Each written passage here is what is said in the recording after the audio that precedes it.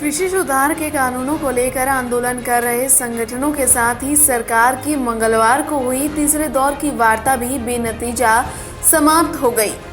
सभी की नजरें अब परसों होने वाले अगले दौर की बैठक पर टिक गई है।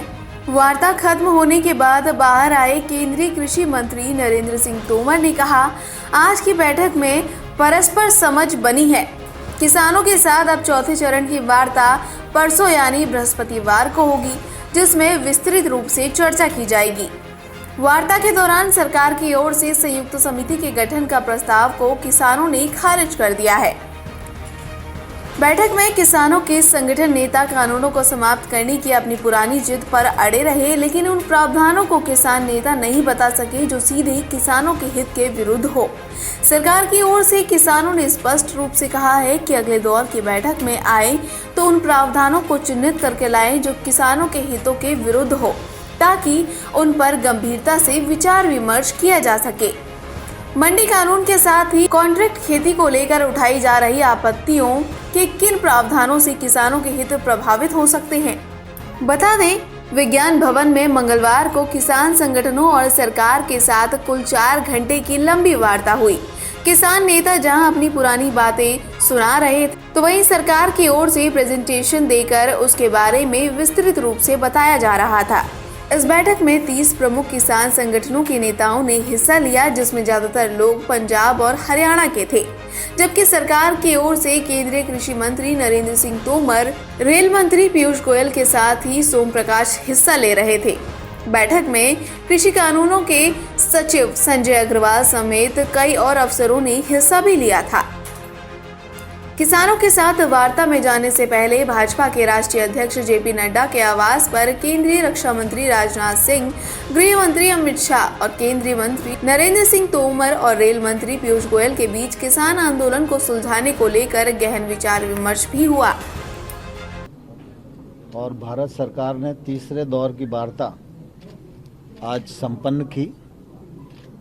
वार्ता काफ़ी ठीक रही और एक दूसरे के प्रति काफ़ी समझ बनी है और हम सब लोगों ने ये तय किया है कि अब परसों वार्ता का चौथा चरण शुरू होगा और परसों तक ये लोग भी इशू अपने लेकर आएंगे और उन पर बिंदुवार फिर चर्चा की जाएगी।